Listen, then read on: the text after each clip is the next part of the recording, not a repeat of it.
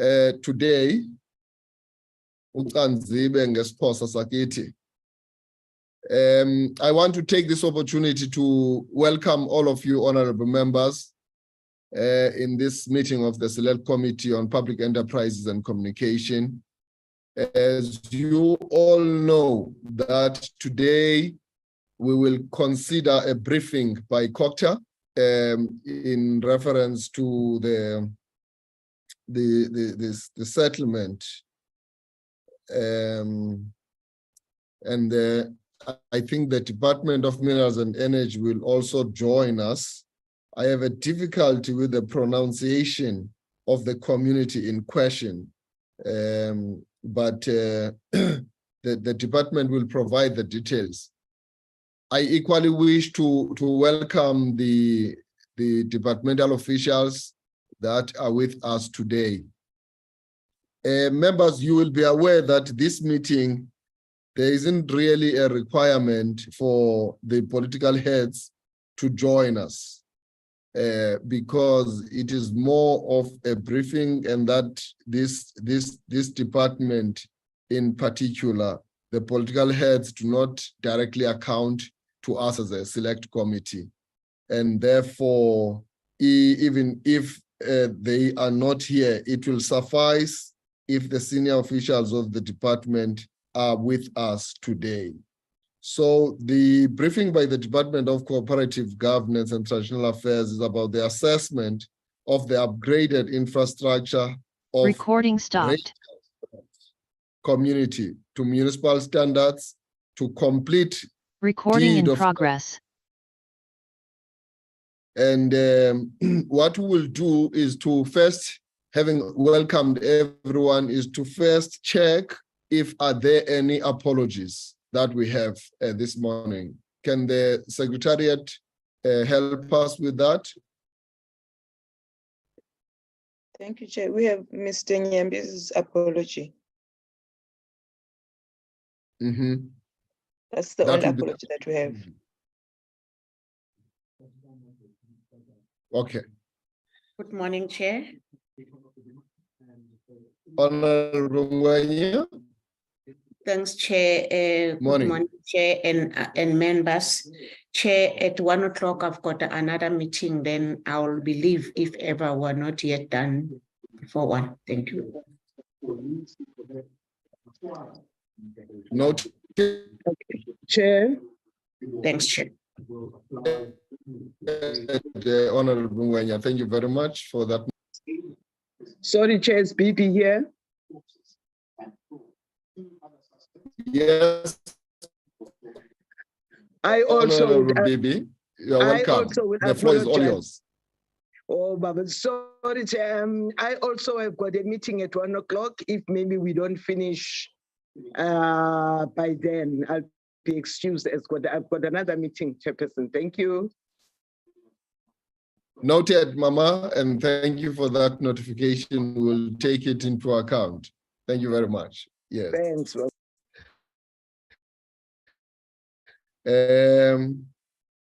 Those are the two apologies that we have from the honorable members requesting to be excused around about 1 p.m. if we are not done.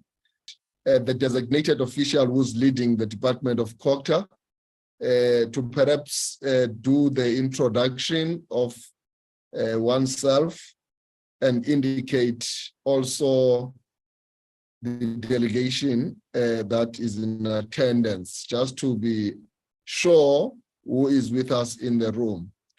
And then secondly, we will also afford an opportunity to the officials that are representing the Department of Minerals and Energy, just to ensure that we record who is in attendance in the meeting. The designated official who's leading that delegation from Minerals and Energy will also be given an opportunity to introduce those that are accompanying him or her.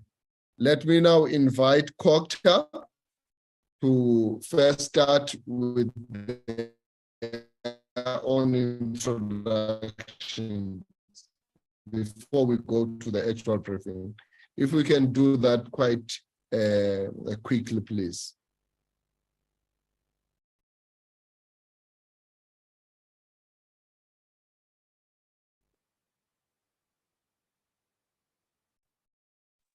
The official that is from COCTA, who is leading the delegation of COCTA, can you kindly assume the stage? Yes, thank you very much, The Honorable podium is yours. Mkiva. Yes. Can you hear me, Honorable Chair? Yeah, we can hear you, sir, and we can see you. Yes, thank you very much. I am not the most senior member of the team. We've got DDG Alan Zimbwa, who is with the Municipal Infrastructure Support Agent, MISA. From our side, we also have Mr. Murwani, Walter Murwani, who is also a provincial program manager of MISA in the Northern Cape. My name is Abinar Ramadie. I am within the department itself, in the unit local government operations and support, and I am responsible for the Northern Cape, honorable member. And also, I don't know if this is my place, but when I went through the list of attendants, I see that the Deputy Minister for Traditional Affairs seems to be amongst us, if my perception is correct. But I think that will be upon the chairperson to recognize the Deputy Minister as such, if indeed what I saw is correct. Yeah, otherwise, there's three of us, as I indicated. Is the DDG Alan Simba from MISA, Provincial Program Manager from MISA, Mr. Murwani, and myself, Abinar Ramadia, from the department itself, responsible for the Northern Cape. Thank you very much, Chair. Thank you. Thank you, sir, for that. I assume that you will be the one who... That is correct, Honorable Mkiva. That is correct.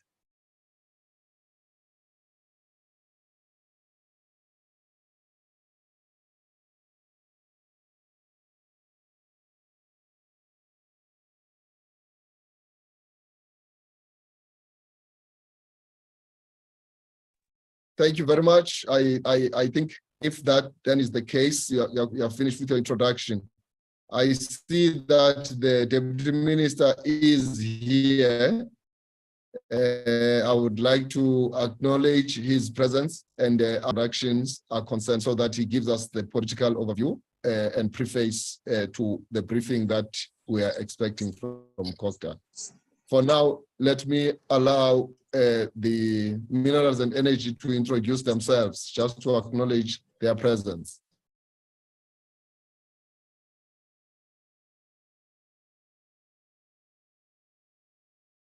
I know that they are here more so just to observe the discussions. Minerals and Energy. Panini. Just hold on, Mr. Nana. I'll come back to you. I've noted you. All right, thank you.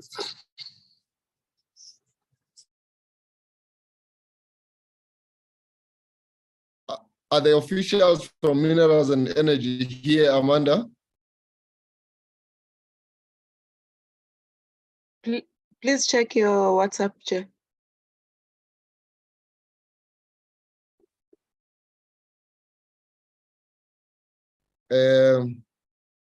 You are not answering the question, though. You are just telling me to watch. It would be helpful if you are just responding to the question. No, Chair, they are not on the platform. Okay. All right. No, thank you very much. Honorable Nana, I don't know whether you wanted to say something before I give over to the Deputy Minister to lead the department. Manbulele mina ngonphela thuba mfondini. Kaloku thina phaya edikeni siyabusa. Uyanyanzeleka ke egcwaneni xa usogwali kaNtaba umzukulwana kaNcamashe eza kuthetha ndikhahlele uqala ndithi azweli yathi kuba ke egcwaneni. Oh, chocolate. Uyamosha wena Uyamosha wena Jolly Nkomo. Asikho ngasebuhlandi apha. No, thank you very much. I get that was on a lighter note, and actually, if things were in line with the African decorum, that could be the protocol of the House.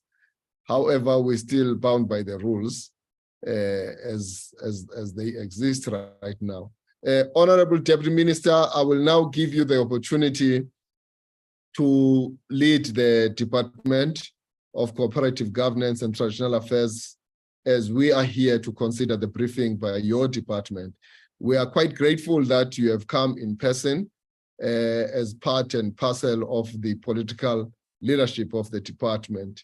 And this is much appreciated by the committee and the honorable members because it is not mandatory, but it is ideal that it's done. But if minister or deputy minister can't make it, it is quite understandable.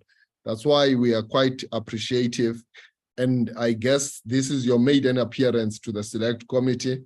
And we are quite content that you have taken time to come and be part of this presentation. I therefore take this opportunity on behalf of the select committee to welcome you and give you an opportunity to address the select committee.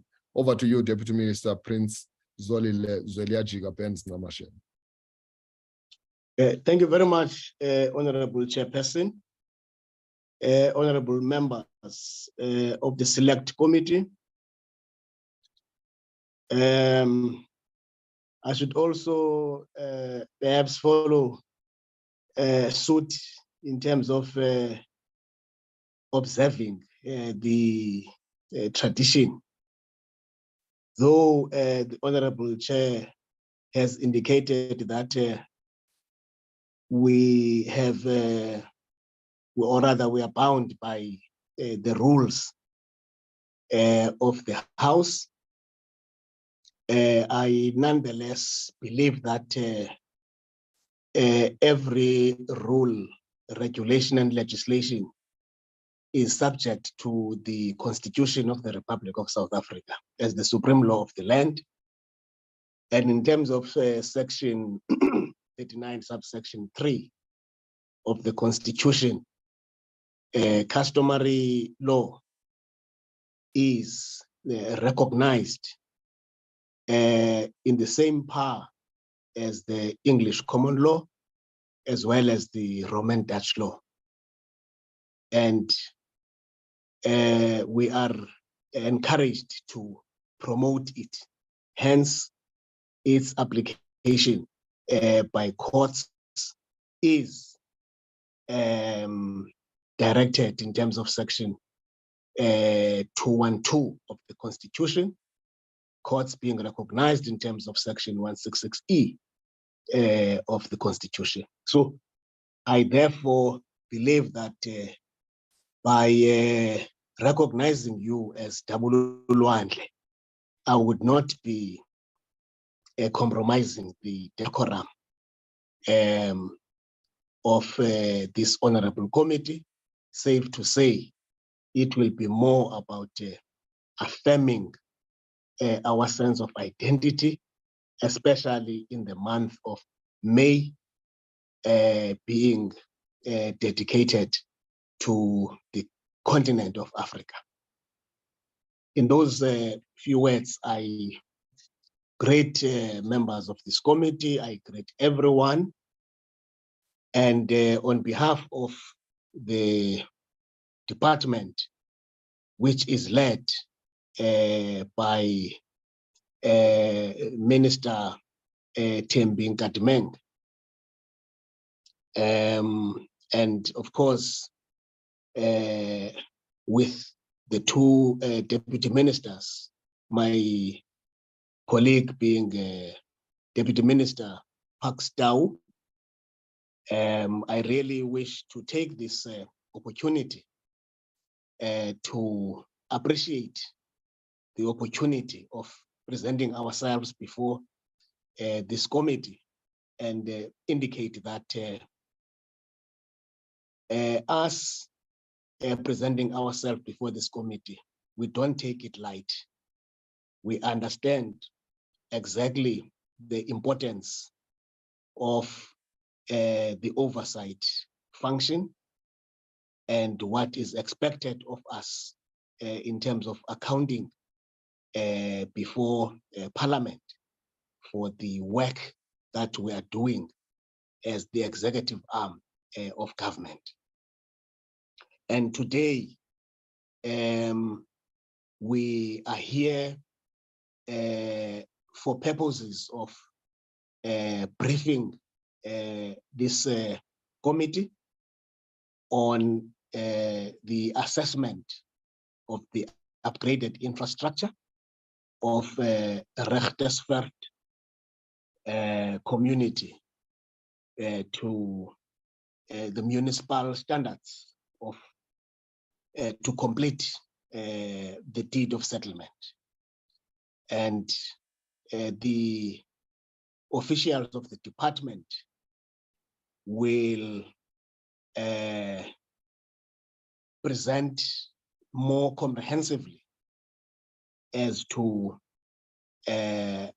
what is the current status, Honorable Chairperson. With those few words in appreciation of the time limits, I would end there and also indicate that respectfully, I would urge that I be released probably at about 10 o'clock, as we have a cabinet committee to attend. Thanks very much once again, Chairperson. We are always indebted into presenting ourselves respectfully before any committee. I think the Deputy Minister got cut at the tail end of his remarks. Thanks, Chair. Owing to the instability of the network. Thank you very much, Deputy Minister. I think we are thankful and grateful that you made it.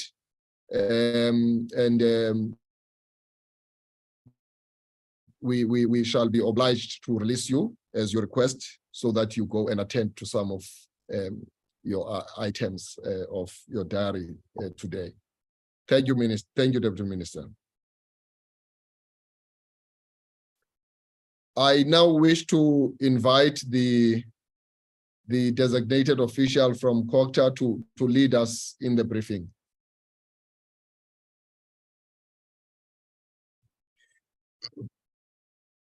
Thank you very much once again, Honorable Chair, Honorable Mkiva, as well as all honorable members and colleagues. Of course, my Deputy Minister, Deputy Minister Ngamash.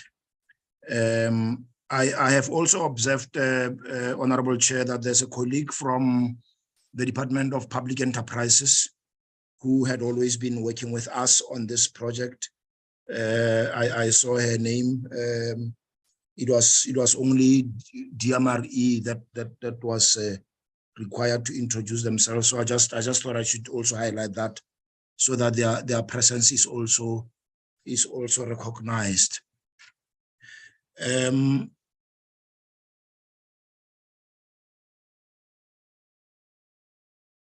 No, by all means, we can give them an opportunity quickly to do that. Okay, thanks, Honorable Chair.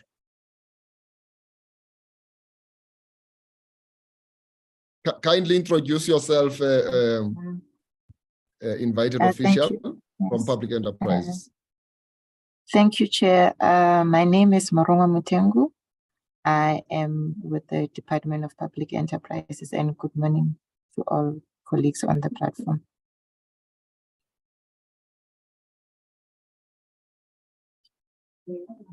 Thank you very much, it's noted, and we welcome you and thank you for coming through. Over to you, sir, then you can take us through the presentation. Yeah, thanks once again, Honorable Chair and members.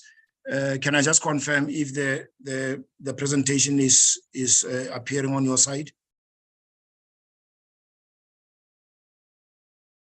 Yes, the presentation does appear here. Thank you. Thank you.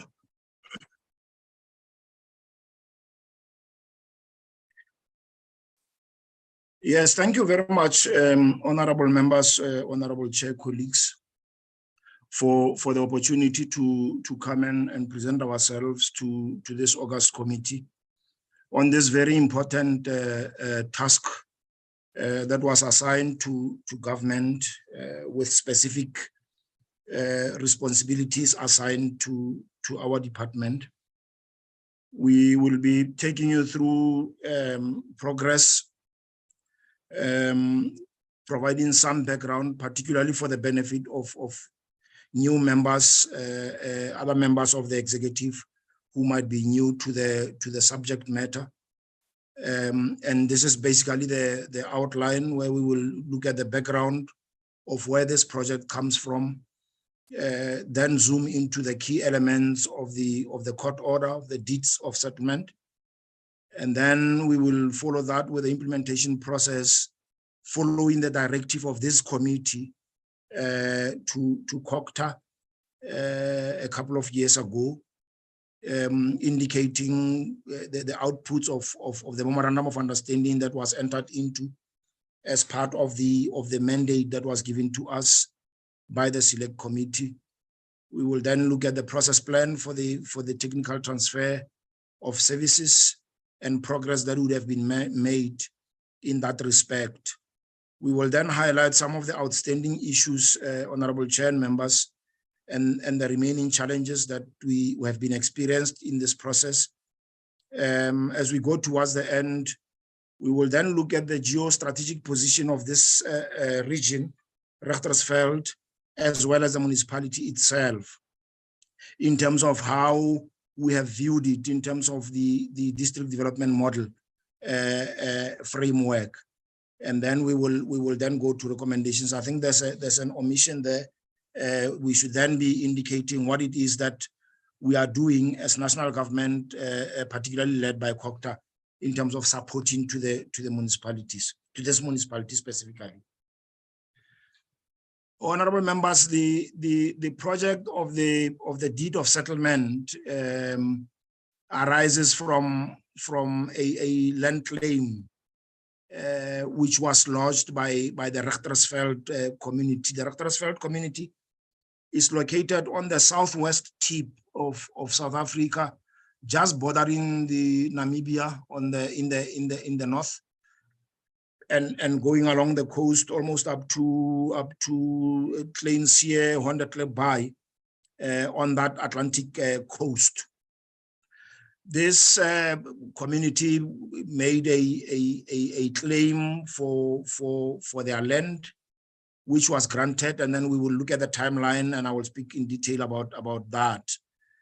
Now, this court order arising from case number LCC 151/1998 stipulate all the aspects that needed to be addressed by various players, various stakeholders, issues that needed to be complied with in the process of executing the deed of settlement. And briefly, the contents of the deed of settlement can be roughly divided into two main components, two main categories of execution. It's important that we keep this in mind as we continue with this work, particularly ourselves at the technical level.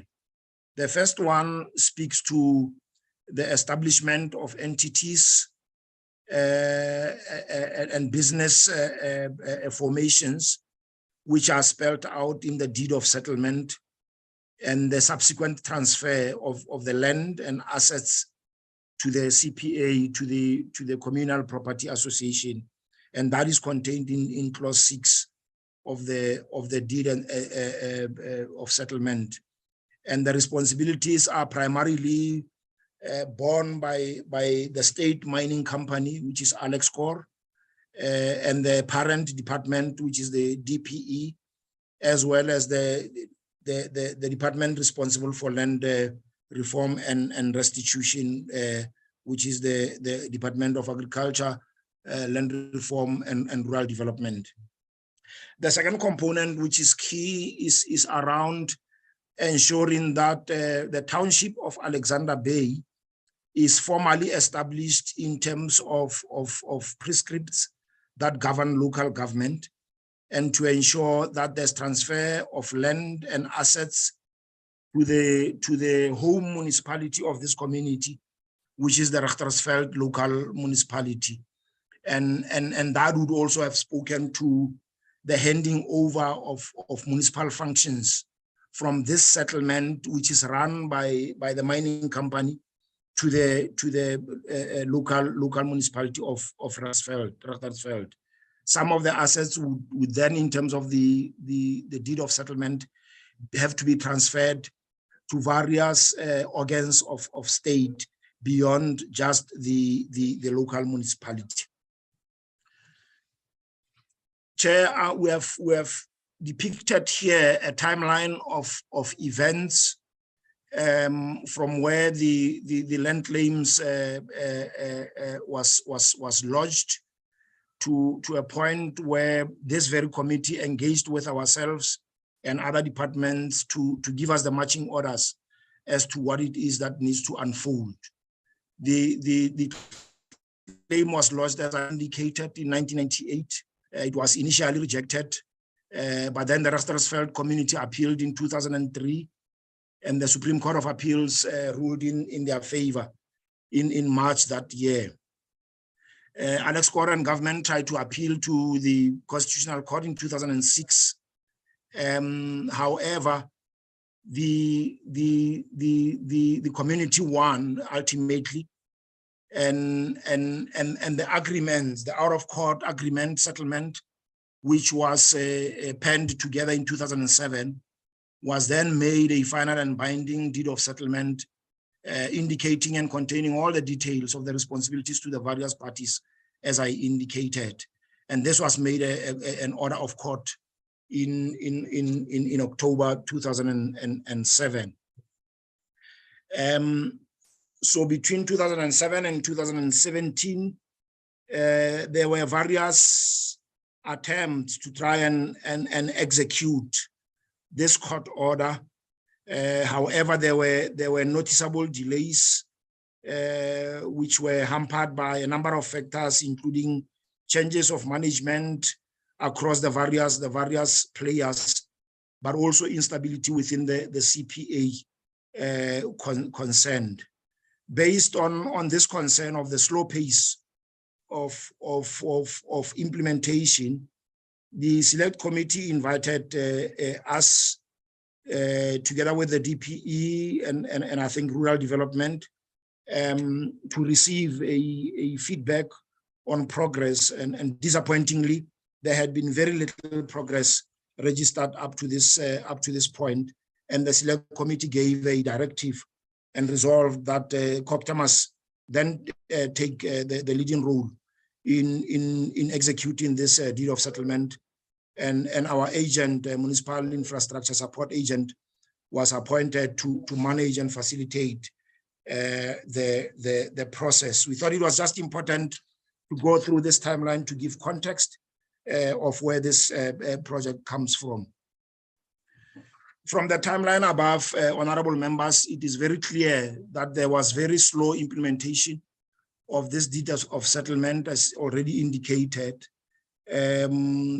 occasioned by factors that include changes in the management of the local municipality.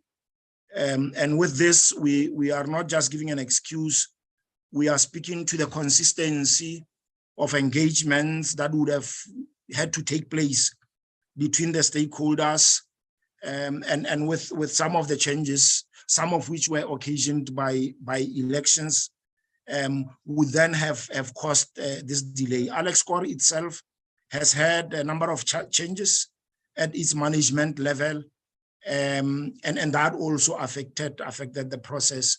I've already indicated that the presumption of the deed of settlement is that you will have in place a CPA that is functional, that is responsive to both legal prescripts as well as the mandates given to it by its members.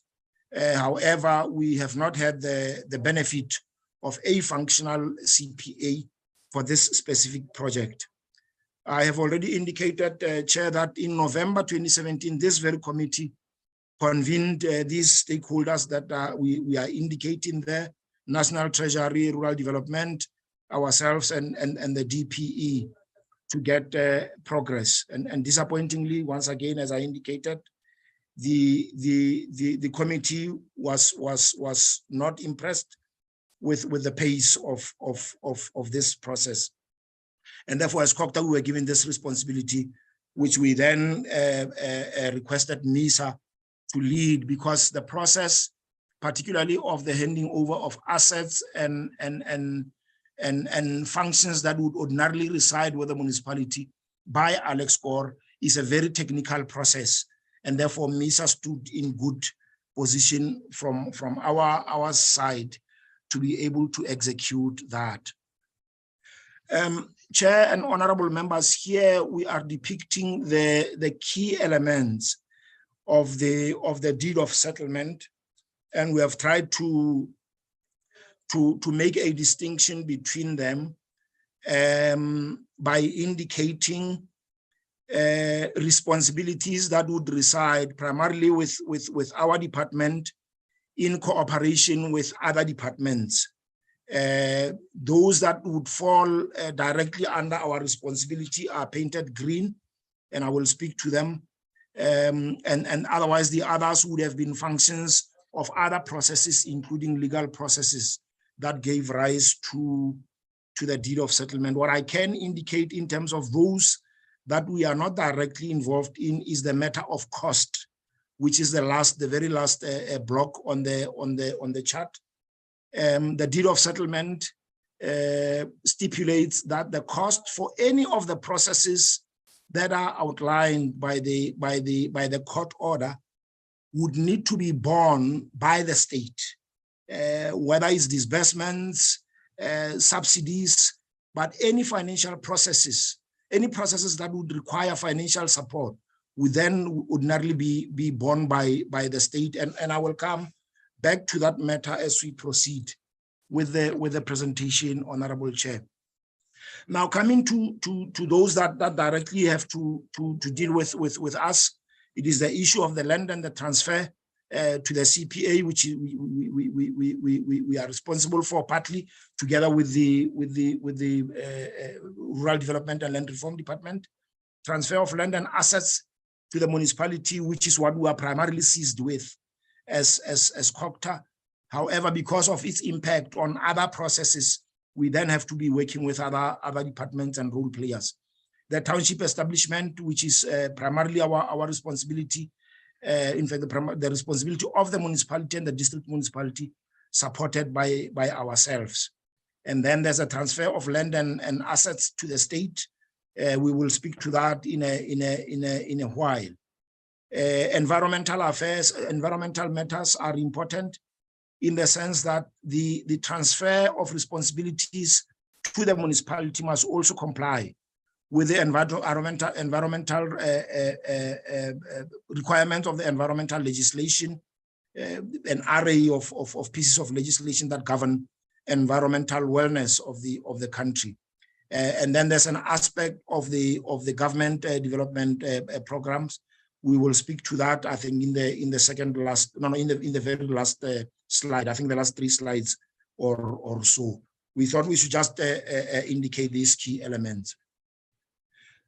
Now, in pursuance of the instruction that we received from this committee at the end of 2017, a meeting, an inception meeting was arranged with all the stakeholders to spell out what needs to be done to fast track the transfer process and the obligations borne upon all of us by the deed of settlement, which was already, I think, beginning of end of 2017, beginning of 2018.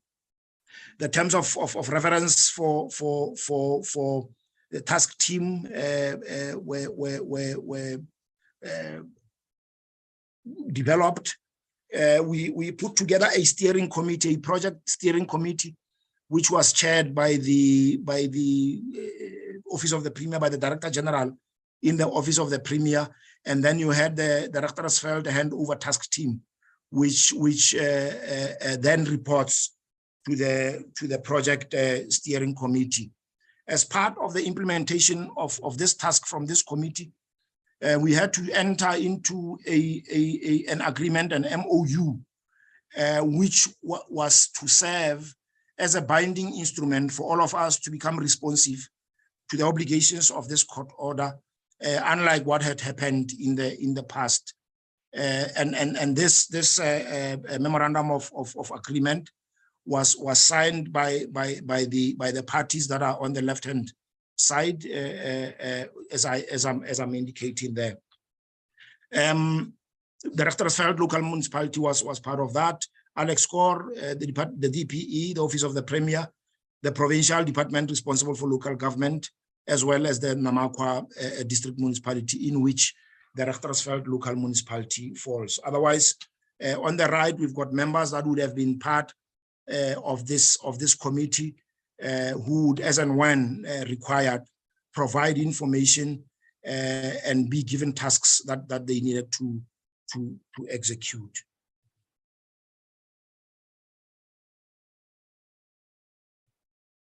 The outcomes of the memorandum of understanding that I made reference to, Honorable Chair and members, identify the following areas of implementation as part of the execution.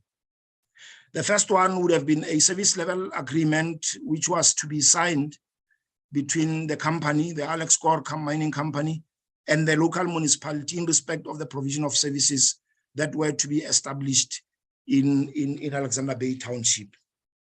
Secondly, the upgrading by the mining company of relevant municipal engineering services to the required municipal standards.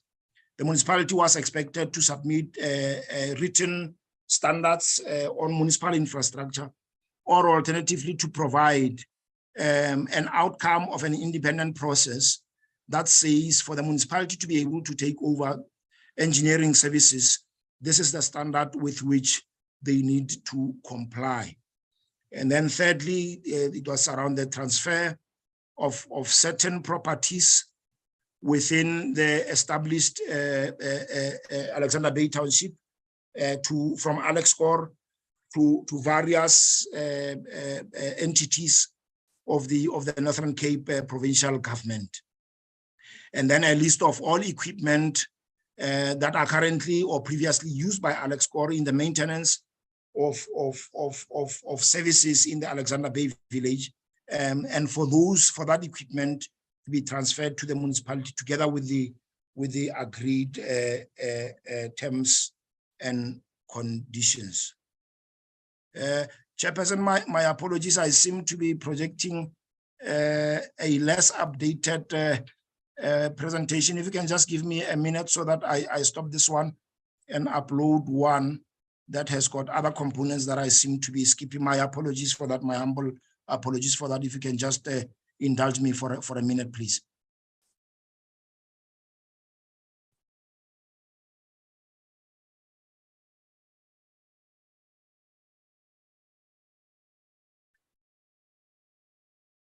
No, that's fine. We will take a commercial break for 1 minute.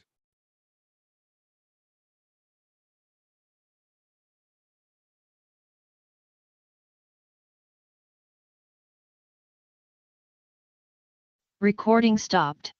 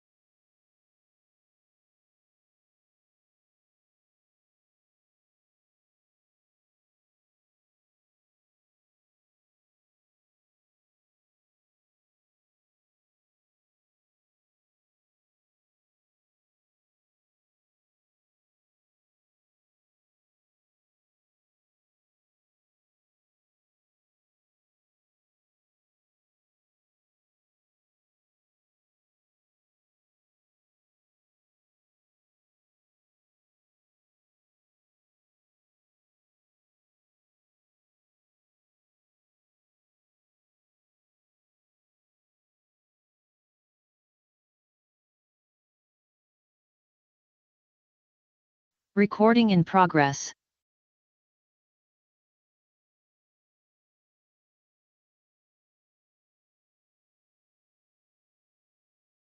Yeah, thank you very much, Honorable Chairperson, honorable members.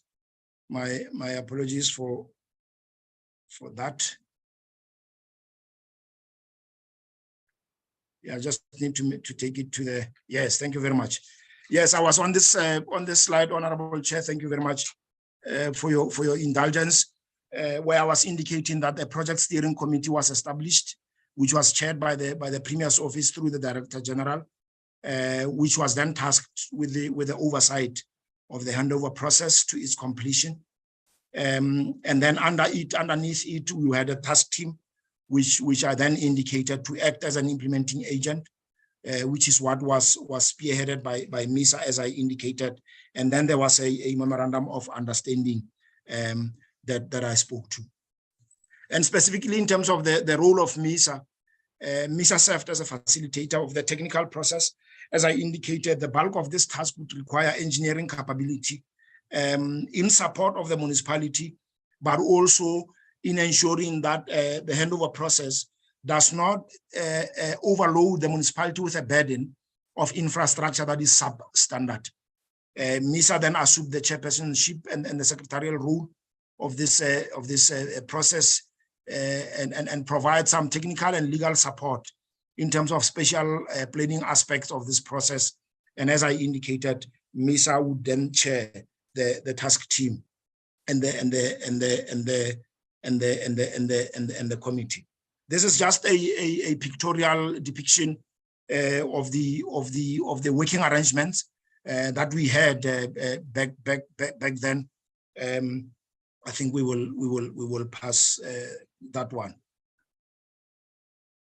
I had already gone through the essence of the memorandum of understanding. Safe to say, Chairperson, that this was actually an instrument that sought to bind us and to impose upon all of us a sense of responsibility to respond to this deed of settlement in protecting the municipality from an unfair process that would then burden it with infrastructure that is substandard. We then agreed on a process plan, and these are some of the key elements, key activities in terms of the outcomes. We tasked ourselves with ensuring that as part of compliance with the deed of settlement, there is a review of the spatial development framework for Richtersveld, as well as the review of the land use management schemes, because the court order would have had a very direct impact in terms of land use and land use types and classifications.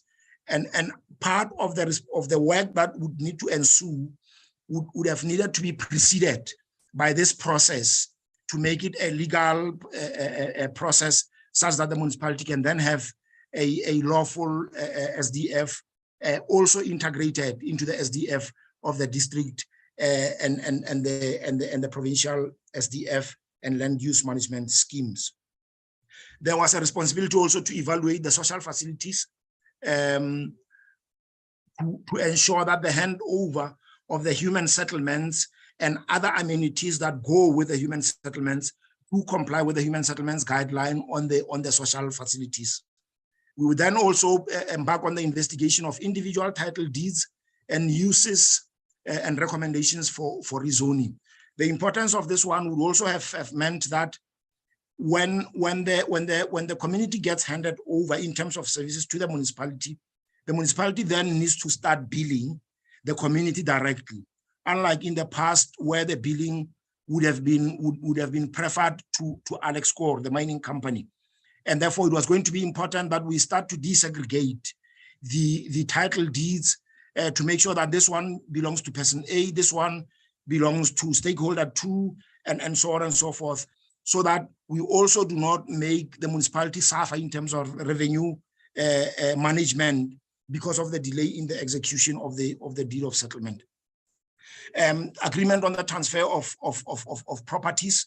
I've already indicated that the deed of settlements mandates us to rather government to transfer properties to the appropriate user in the state, either a department or another state component, and then strengthening the communal property association for more functionality. And I think I spoke to that in the earlier slide. Now, in terms of progress, we did what I indicated above in terms of township establishment, ensuring that the land use schemes are developed, adopted, and are taken through the required legal process.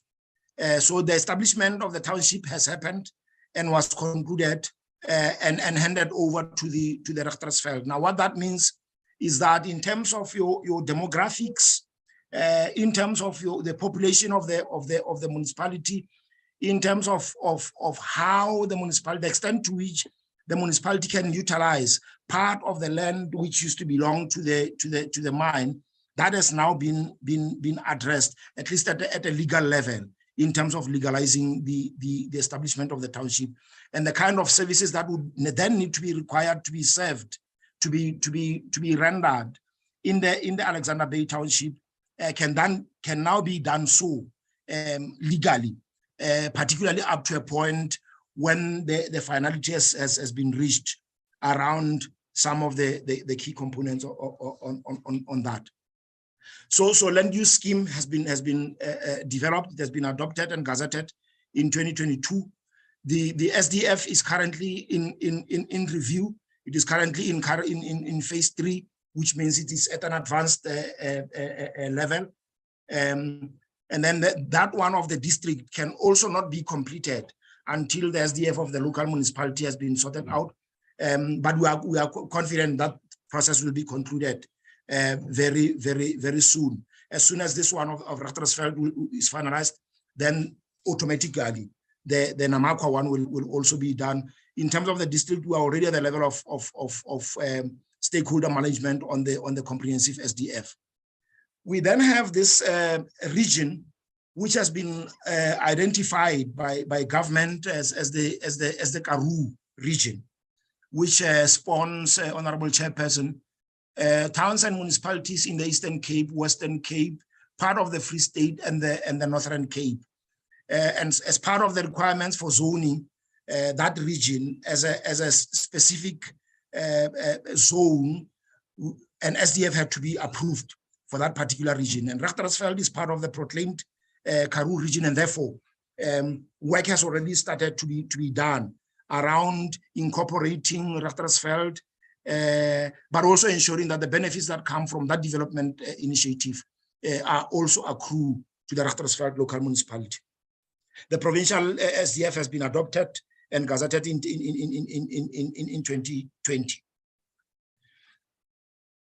Now, in terms of the specifics, the technical transfer of assets and services, Honorable Chair and members, specifically means the handing over of municipal engineering services from Alexcor to the local municipality, and includes all the normal municipal services: water, sanitation, electricity, energy, other forms of energy, that is, roads and stormwater, cemetery, solid waste, waste and water treatment works, parks, community facilities, schools, and so on and so forth.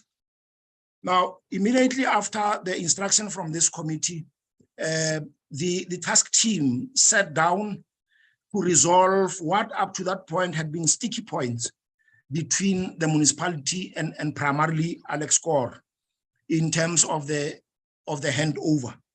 After several meetings, we can indicate to this committee that we then reached an in-principle agreement, which then guided the process of the handing over of the municipal engineering services from Alexcor to the municipality. By now, we had anticipated that process would have been completed. However, the delay was caused by the fact that during the 2021 era, including the COVID era, Alexcor had financial challenges and therefore were not in a position to fully finance the upgrading of the infrastructure to the required level, as had been spelled out and agreed to in the memorandum of understanding, as well as between all the parties that are involved. But also changes in the management have further delayed the process. The CEO that we used to work with at that time, who came with us to the select committee back in 2017, is no longer with them. There has been an interim CEO. So those are some of the impact of the changes of the organizations that are concerned. Regarding the transfer of properties designated to the state use, we had identified schools, police station, and the hospital for them to be transferred from Alex Corps to these particular relevant departments. The schools have been taken over. What was outstanding was the maintenance that the Department of Education was supposed to provide a list of maintenance requirements on the school that Alex Corps had to implement. The hospital has been resolved, and part of the agreement was that because provincial treasury had invested, I think, around 20 million about 4 or 5 years ago in upgrading this hospital, which was run by the mining company, then they were given the responsibility to start ensuring that it does not get dilapidated, it is in full use, and they are currently working on a plan to ensure that it does not become a white elephant, primarily because government had invested in its upgrade. Part of the challenge with the hospital also, Honorable Chair, is that this is the hospital in Alexander Bay, but there is also a state hospital which is recently built in Port Nolloth, which is the capital of the local municipality. And therefore, a lot of thinking has to go into how then do we utilize the two health facilities within that region, such that they do not become underutilized. They can work for the benefit of the people of Richtersveld and Namakwa broadly. I think specifically, if I may come into and my apologies, we did not list those specifics of some of these services in this slide. Around the refuse removal, partly this has been handed over to the municipality. The municipality is now servicing Alexander Bay once a week, despite the fact that there has not been a final handover, as well as the license for managing the landfill site in Alex Corps. So work has already started to be done, as I say, except that the process has not been completed. The Department of Fisheries and Forestry and Environment is on board to support the transfer of the license.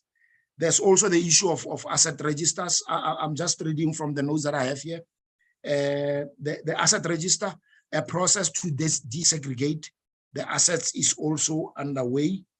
I will speak to the electricity one in the next few slides.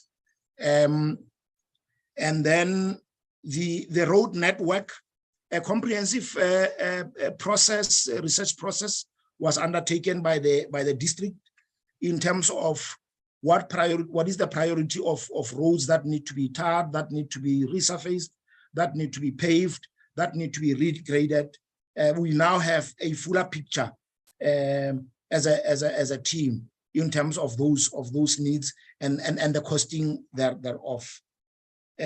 What we can also happily announce, Chairperson, is that Alex Corps is currently installing, or in fact has actually completed that process of installing prepaid meters in Alexander Bay, 450 households, so that by the time the handover takes place, the municipality does not struggle with revenue management and billing and all those kind of challenges. Also, the indigent list is in the process of being updated, because Alex Corps has handed over a list of service recipients in terms of the Alexander Township, over to the municipality, which we think is fair progress, despite the fact that it has taken a long time. Consultation is also ongoing. Now back to the slide, is ongoing around the possibilities of utilizing buildings for other than current use and to ensure zoning them in accordance. And that process of the SDF will also assist in that process.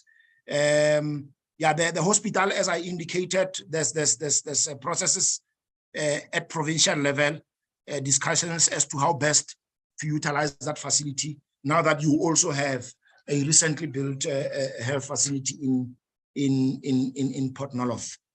In terms of the compilation of the final list of ERVEN, which would then be congruent with what we have in the Surveyor General's office, as well as the Deeds Office records, MISA has completed the final list of the formal ERF numbers, assigned them to owners, and those that need to go into the municipal database have already been done so.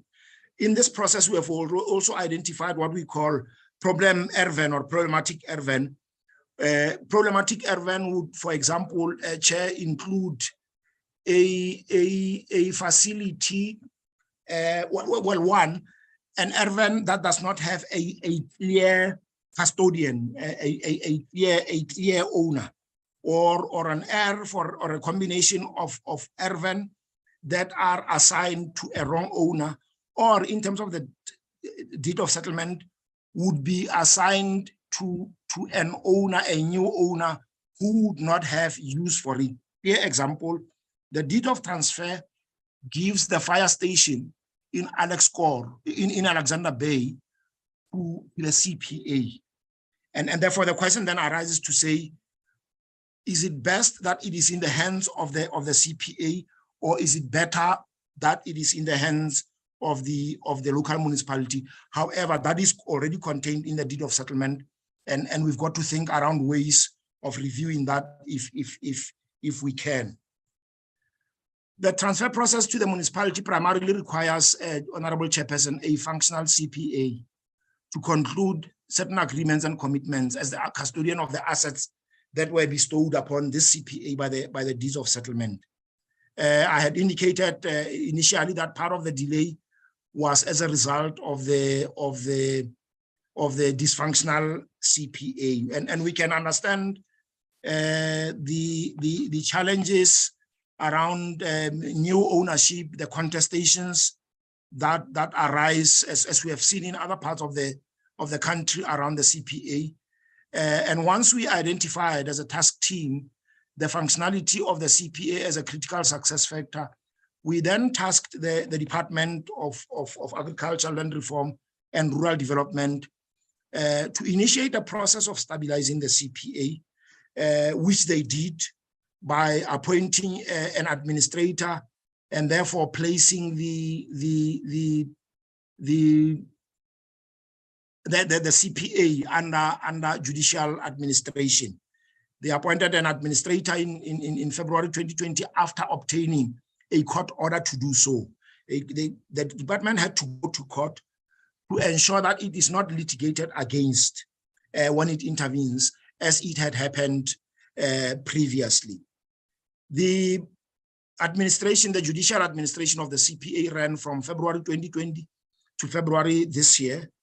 And the assessment of the department is that the CPA is now regularized, which means it is currently empowered to take full responsibility of its affairs and execute its fiduciary and governance responsibilities since February this year. However, we do remain cautious because we understand that this is a contentious process.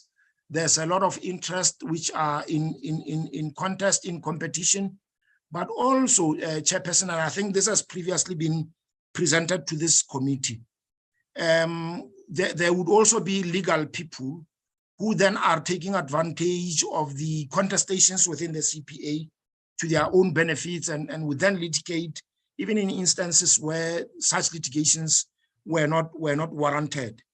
So we are saying, yes, we are at a point where the CPA is now regularized, and therefore we are optimistic that it will henceforth be able to take forward its responsibilities, but we do so in caution and impressing upon the Department of Rural Development to provide support, to closely monitor the functionality so that at the earliest signs of this functionality, the necessary support can be provided. We believe that henceforth compliance with its own constitution and the act will improve. In fact, it has in the last 2 years. The membership update has been conducted, and the CPA currently has duly elected members and the executive committee. And in terms of the responsibilities of the CPA towards the Richtersveld municipality, the municipality had been billing the CPA via the department to no avail because of the contestation of some of the Ervan and services and the billing. However, we can report that as recently as March, the Department of Rural Development was able to disburse an amount of 12 million to the local municipality on behalf of the CPA as part of the municipal services. Now, we've identified, Honorable Chair, Honorable Members, some of the work that needed to move faster and has not moved as fast as it needed to do, primarily because of various factors, contest between Alex Gore and the municipality and other players that needed to come on board. So we are identifying this to apprise the committee on these challenges, but also to say there's a process that will then continue to begin to address some of these challenges. One, of course, is the role of the outstanding matters, is the role of Alex Gore in ensuring successful execution. I think further engagement is required with Alex Gore to make sure that the company enables a successful conclusion of this process to protect the municipality and other recipients of unnecessary costs. We want to ensure that the state saves as much cost as possible by expediting this process as soon as possible. But as I indicated, sometimes Alex Gore would then come and plead poverty, understandably so, because the commodity that they trade in fluctuates in terms of value that they are able to get. However, the municipality cannot be held to ransom by the goings on at Alex Gore. We believe that government collectively must come on board to ensure that there's conclusion of this process. Earlier on, Honorable Mgiva and members, I made reference to the issue of electricity supply and power supply to the municipality. This is one of the sticky points in terms of the handover of assets. Remember when a mining company sets up an electricity provision facility capability supported by ESCOM, they do that to the minimum that they require, but not to the minimum that is required for public services in terms of the municipal services. And therefore, our inspection that was conducted by MISA with the department and the district did indicate that there are some substandard facilities that were operated by the company, which now the municipality has to be taking over.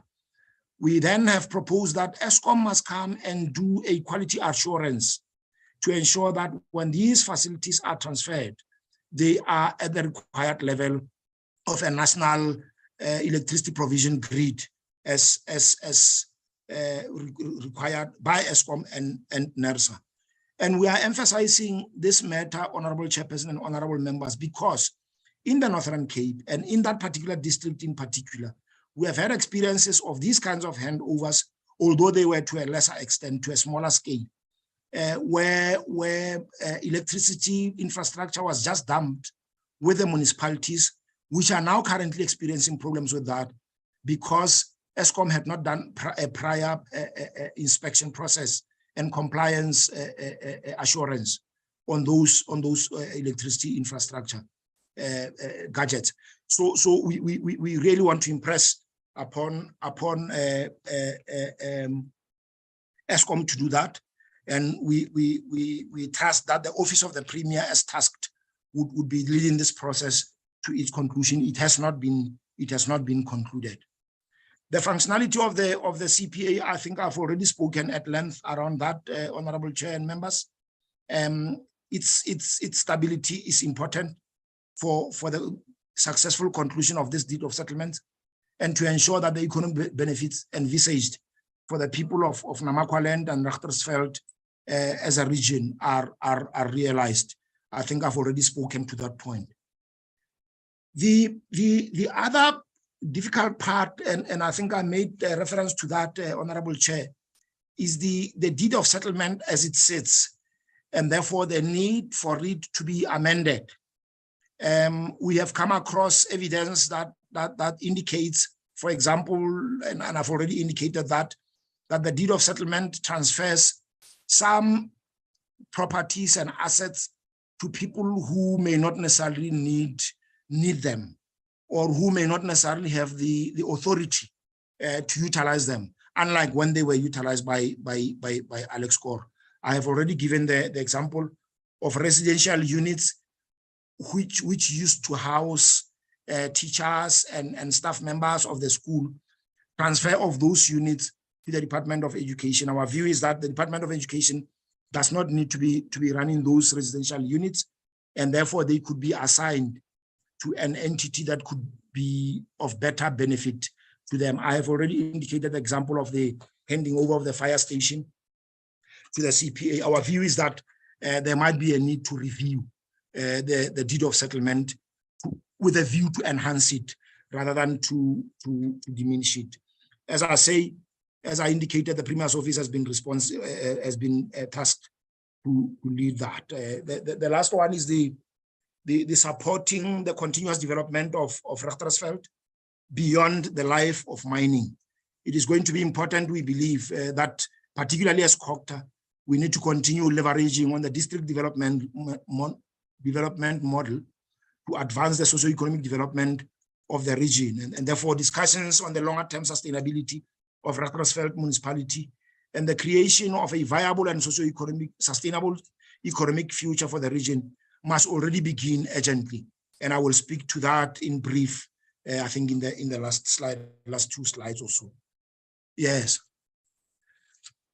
Yes, Chair, as I indicated, the next two slides just seek to apprise members of this August committee of the importance, the geostrategic importance of this area of Richtersveld, but also of Namakwa as a district, or Namakwaland as a region. So as you can see from the depiction of the map, Alexander Bay is just sitting at the mouth of the Orange River, bordering Namibia, both to the east and to the north. No, sorry, to the south. And Richtersveld, as part of the provincial longer-term development framework, but also as part of the DDM, Richtersveld is earmarked for a massive natural deep sea harbor development, which is going to be located at Buchubai in the arid Namakwa coastline. So that Buchubai is, as you can see, is between Port Noloth and Alexander Bay, which is on the coastline, which is going to be located within this municipality. And therefore, it is going to be important that all the affected departments do the most that they are able to do to strengthen the municipality and its capacity, so that when these developments become a reality, they do not find a struggling municipality, but they can find a thriving municipality which is able to stand on its own. And therefore, the transfer is important in the sense that the transfer of assets must strengthen the municipality as opposed to weaken it. And I indicate here that this project is already in the planning phase, fairly advanced, and it is envisaged that this will create a lot of work jobs in that area in thousands, and will serve as an enabler for further development of both the region and the Northern Cape. This development is estimated at about 40 billion and could anchor the transformation of the landscape of both the province and the Namakwa region. The second big development geostrategically for this region and for this municipality is that Sasol, the petroleum company, has signed a memorandum of agreement with the Northern Cape Economic Development, Trade and Promotion Agency to lead the feasibility study to explore potential of an export hub for green hydrogen and ammonia. And the export hub would also be located at that deep sea port as identified by Sasol, and which will then bring additional economic benefit, but also responsibility in terms of the standard of services, roads provision, infrastructure provision, and so on and so forth. You can already imagine that the traffic, just the road traffic from that area will increase, therefore requiring regular update of roads and so on and so forth. There's going to be this planned railroad by Transnet from that area to go up north to Postmasburg, but also finally up to Saldanha Bay. So the Buchbay Green Hydrogen Development has been designated as a strategic integrated project and is linked to the Namakwa Special Economic Zone, which is located in Pof Ader, nearer to Pof Ader in Aggeneys.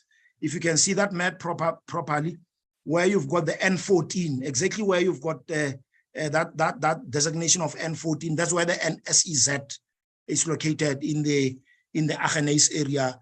And therefore, when these things come to fruition, they will bear great benefit, but they will also bear great responsibility for this municipality, and therefore ongoing support would be required for this municipality. And this is my last slide, which speaks to the support that is currently currently undertaken or planned for the municipality to make sure that it stands in good state for that geostrategic positioning, so that it is in a better position when these developments come there. We have continued to support this municipality as COPTA through the MIG grant for them to service the priorities identified in their IDP and to make sure that those service delivery priorities are achieved. They have received funds for this current financial year for a waste treatment works, which is now in phase 2. And the MIG verification process indicates that this project is progressing well. But we can also indicate that through the support that MISA has been providing to this municipality, their performance in terms of the expenditure of the infrastructure grants has improved in the current year, which is a positive.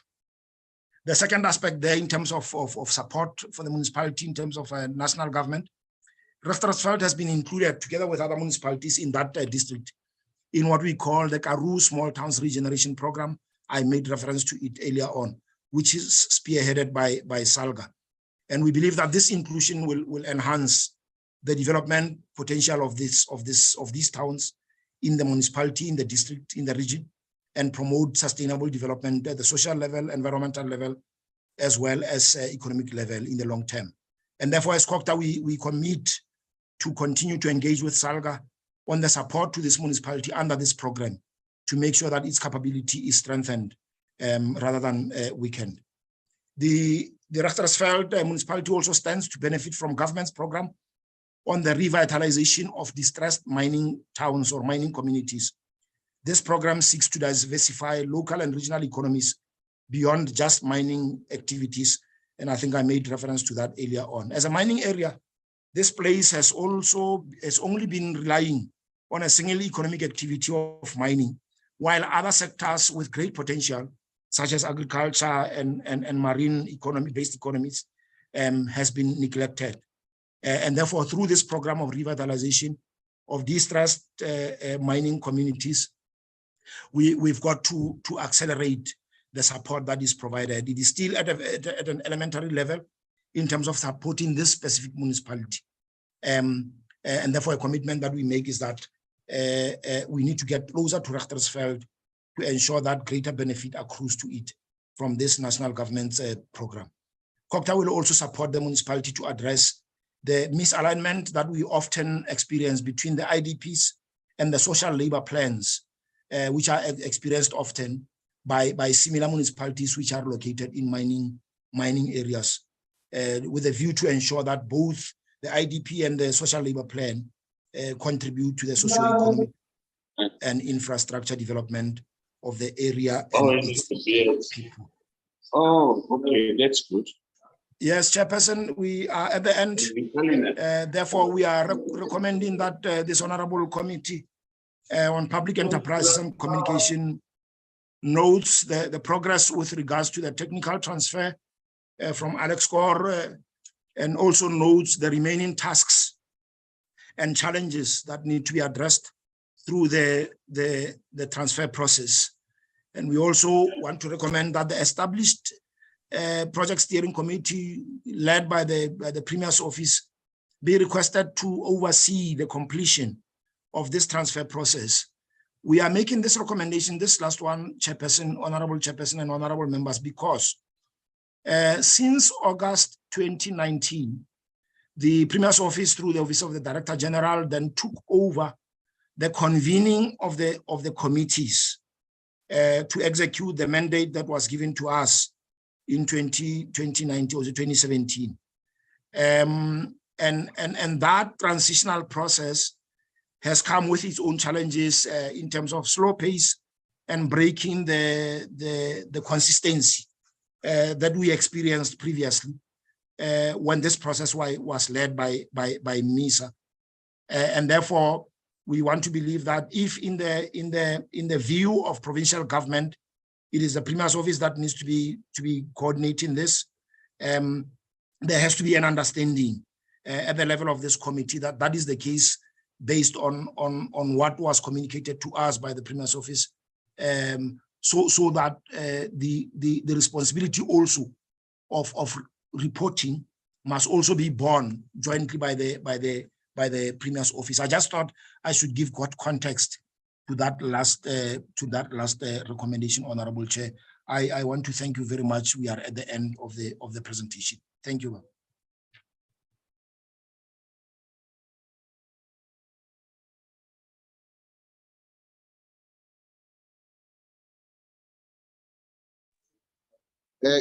Is that it?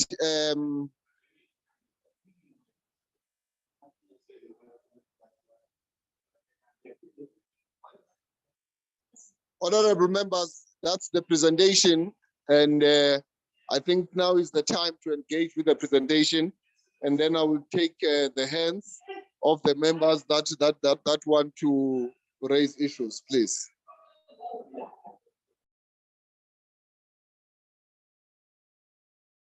The Secretariat must please help me with the hands. I have a difficulty here because I'm load shedding. It's Honorable Bibi, Chair. Go ahead, Honorable Bibi. Okay. Thank you very much, Chairperson.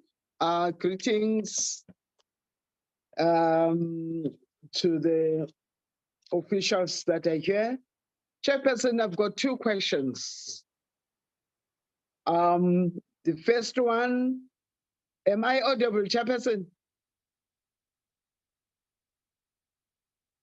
Am I audible, Chair? You are. I can hear you clearly, Mama Bibi. You can go ahead. Okay, Baba Zumbona Tenya. Okay, thanks, Bob. So the first question, Chairperson, would be, it is apparent to me that the completion of this deed of settlement will require the active participation of all the relevant stakeholders. Meaning, Chairperson, meaning that your department, that of public and enterprise, the Department of Cooperative, and amongst others, Now, my questions therefore is how often do you meet as key stakeholders to ensure that there's progress in the implements of the deed of settlement? My second question, Chairperson, will be with regards to the outstanding issues. Do you have a time frame as to when those remaining issues will be completed, or to complete them also depends on the role of other departments? Thank you, Chairperson. Those were my two questions. Thank you very much. Can I now give the opportunity to the Honorable Nana? Honorable Nana, the floor is yours.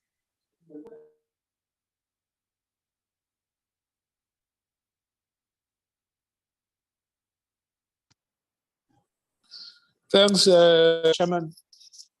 I'm at the basement. I'm wondering if you are able to hear me clearly.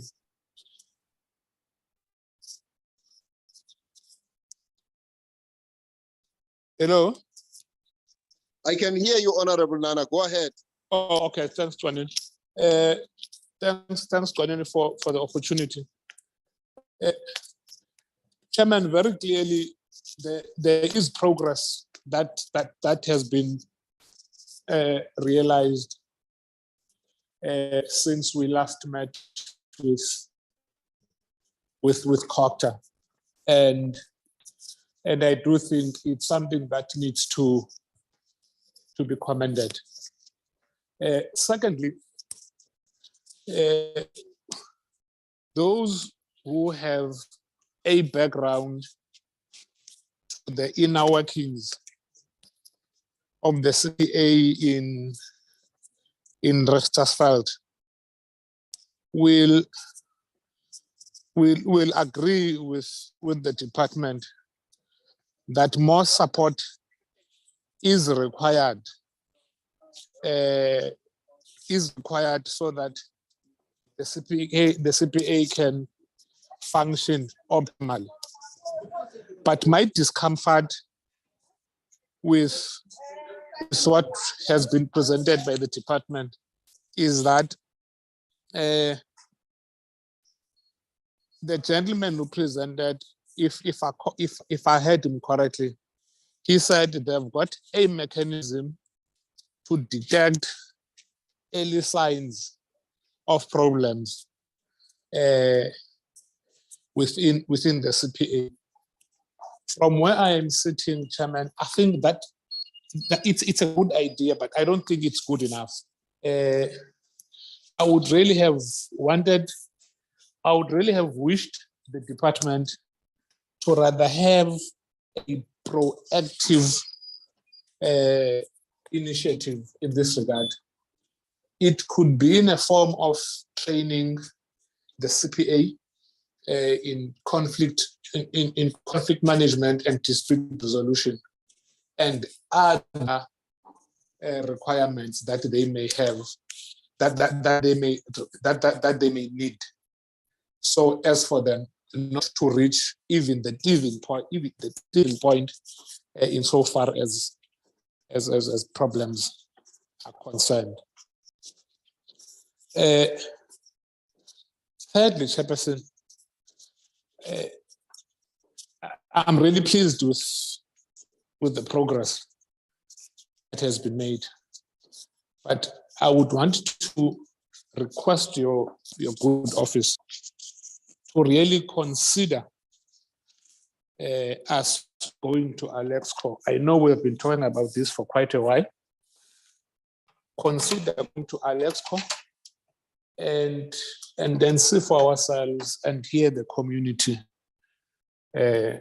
of Richtersveld.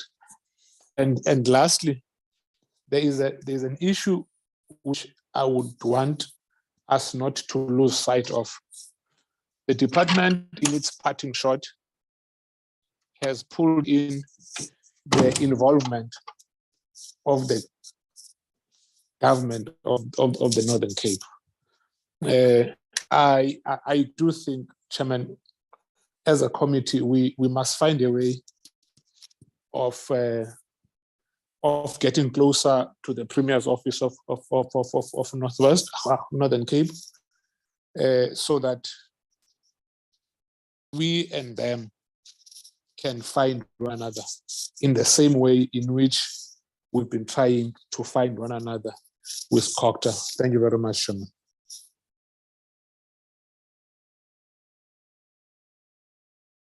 Thank you very much, Honorable Nana, for that intervention. And I want now to give the opportunity to Honorable Modise.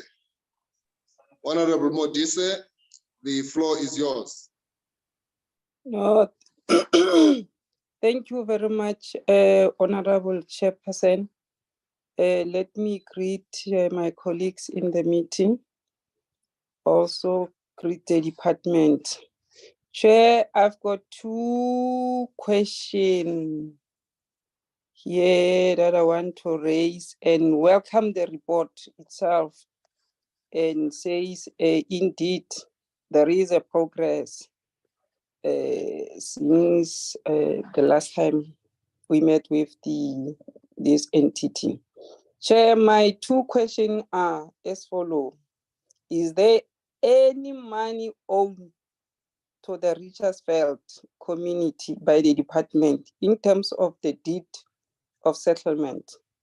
If yes, how was the money has been spent to date? And there are any still remaining, how will it be spent?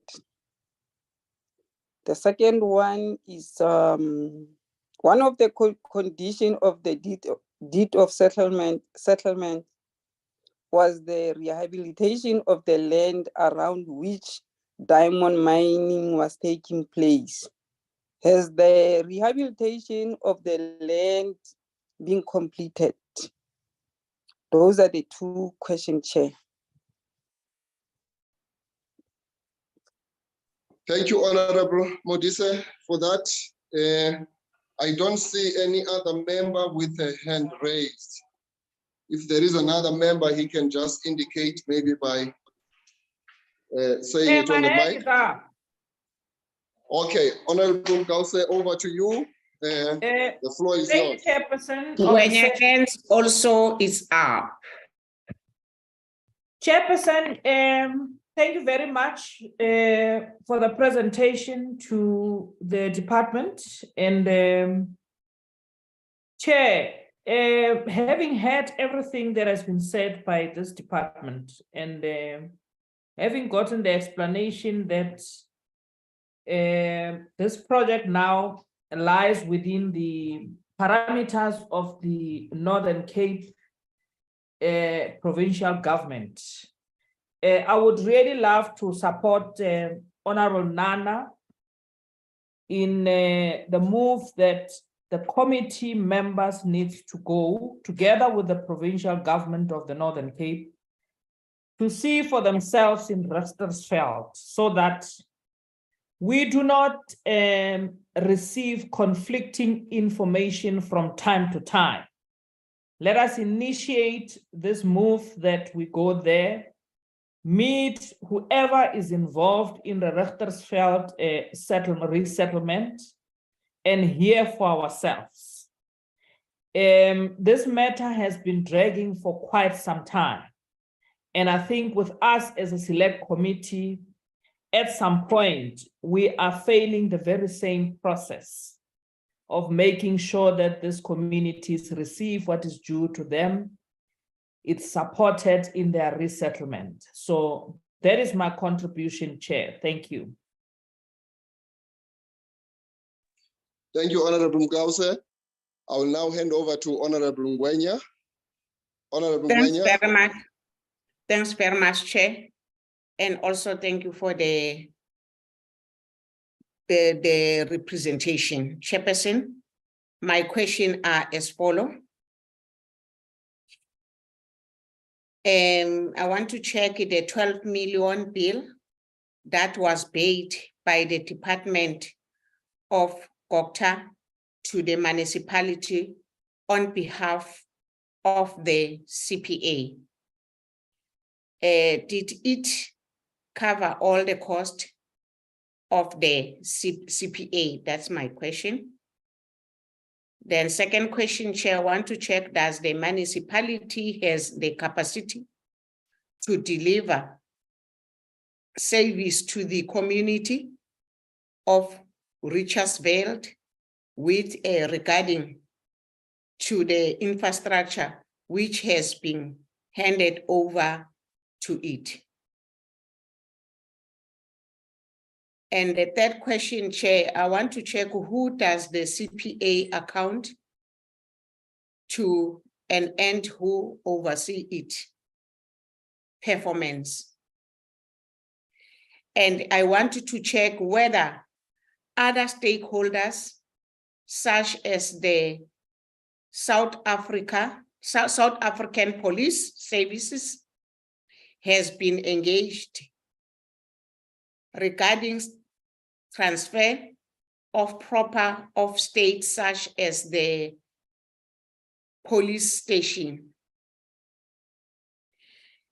With regard Chair, to areas of implementation of the memorandum of agreement, I wanted to check if those areas have been implemented. If no, which are still outstanding?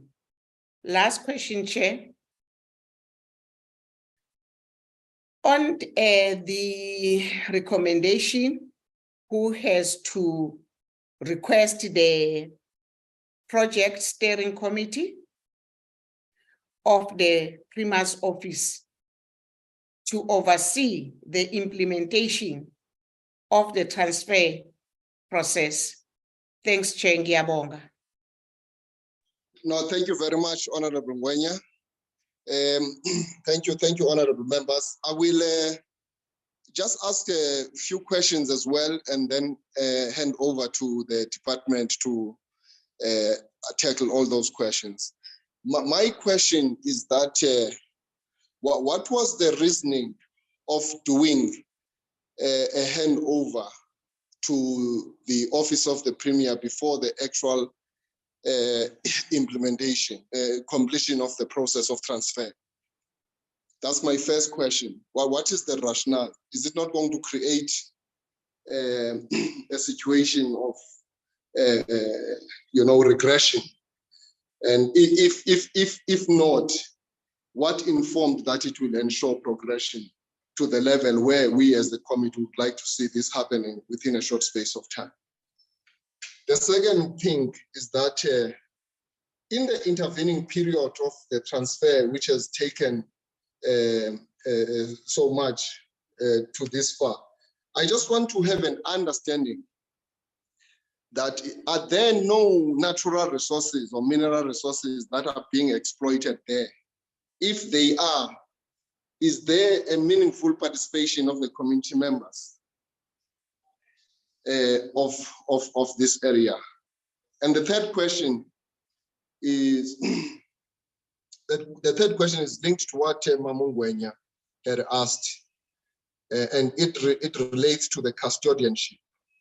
As I hear you, you were expressing some doubts in terms of the credibility and the legitimacy of the CPA to be ultimately be the holder of the custodianship of this place.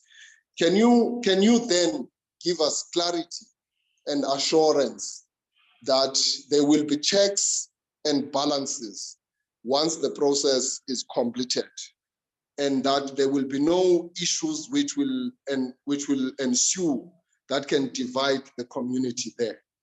And are there any measures that have been put in place to ensure that there are controls and systems to ensure that once that community assumes, the leadership status of managing that entire landmass and the asset, that there is clear leadership plans, as it were, where they are going to abide by standard operating procedures that are linked to similar projects elsewhere in the country? That was my last question. And I also wish to appreciate that what has been presented to us is quite comforting, and we can see that so much work has gone in and that there is much progress that has been made. But we are quite eager to ensure that at the end of the day, we see the completion of the project. My only worry is the initial question that I hope that COCTA is not passing the buck by sending the final lab to the Premier's office. I hope that will not spoil the traction that we have observed thus far. I think we will give you an opportunity then to deal with all the questions that have been raised by the members. We hand over to you to deal with those. Thank you very much.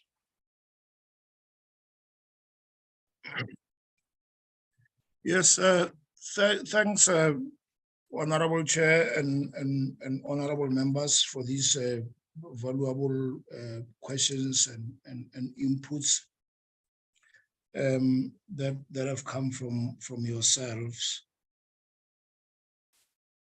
I am going to ask Mr. Murwane, after I have finished, to respond to the question of Honorable Modise on the rehabilitation of the land around the mine. I suspect he will have better and more reliable response to that. So I will ask them to assist with that.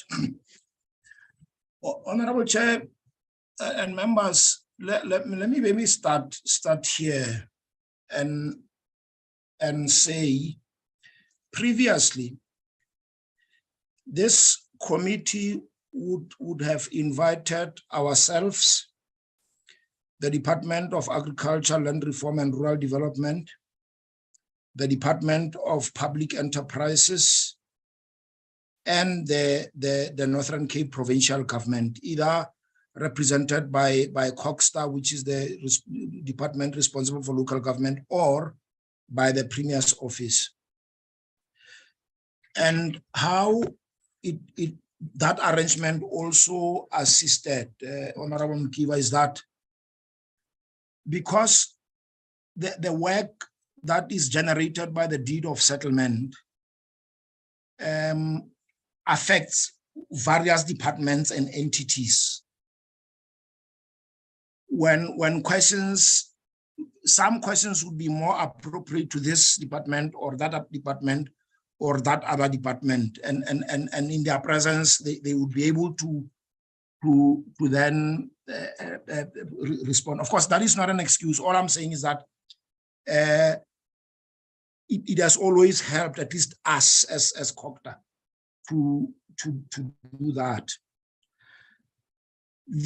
Let me start with the questions. I think the first one came from Honorable Nana. The second one, obviously, from Honorable Chairperson on the CPA.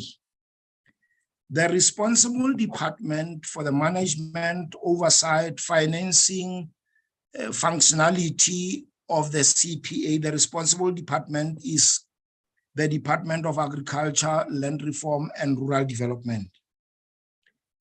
We have apprised this committee on the progress around the CPA, firstly because we believe it has a critical role to play in the success of the execution of the deed of settlement.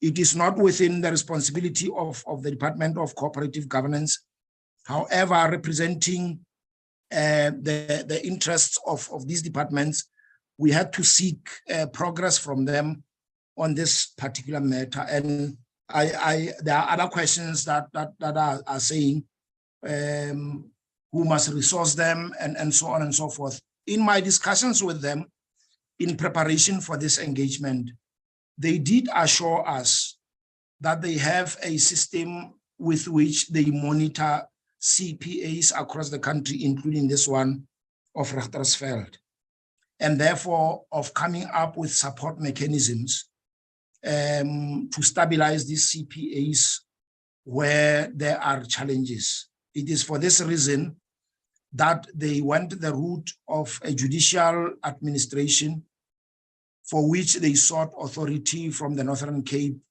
High Court to prevent legal contestations. So assurance from them is that they do have a mechanism, and what they have just instituted between February 2020 and February 2023 for us is evidence that they are supporting. CPAs are very complex organisms, honorable members, because of interests that are often at play. And in this particular community, because there's so much resources with mining companies also set up by the deed of settlement, it complicates the stability of the CPA even more. However, we will continue together with the department concerned to monitor this functionality and to return to this committee and provide progress on the functionality and the stability of the CPA. And with that, I'm almost suggesting that it would be ideal when they are also part of the briefing in the next engagement. That was on the CPA.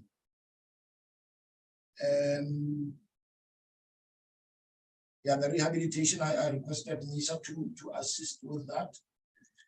Now to the first and I think primary question of Honorable Mkiva. We were given the responsibility as COGTA in 2017 to run with this process. And between the beginning of 2018 and I think it was May 2019, we were meeting on a quarterly basis to take stock of work that would have been assigned to various players, to compile a report that goes to the project steering committee, which is headed by the Premier's office. And then around June, July 2019, there was a move from provincial government to say, henceforth, they will continue to coordinate and convene the engagements.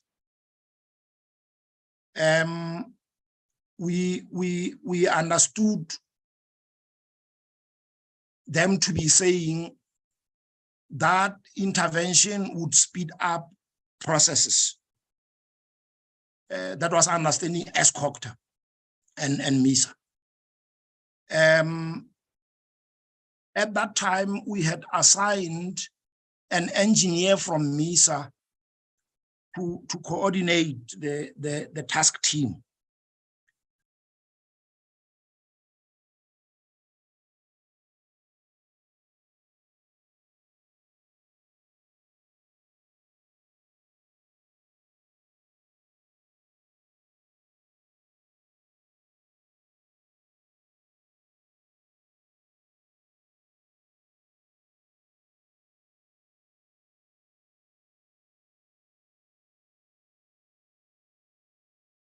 As to whether the view of Premier's office was that we were slow or there were other things that were involved, I am none the wiser. All that I can say, which is why we are making the recommendation number 4, or is it 3, the last recommendation rather,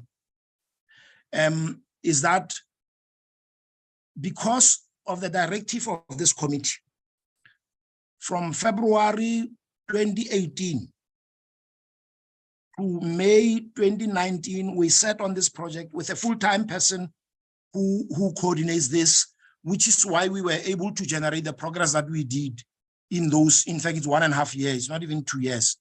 It's 1.5 years. And then, of course, the Premier's office took over, and then there was COVID, and then and so on and so forth. And I suspect we have not seen the benefits that we would have seen compared to when we had the initial arrangement, which were mandated by this committee.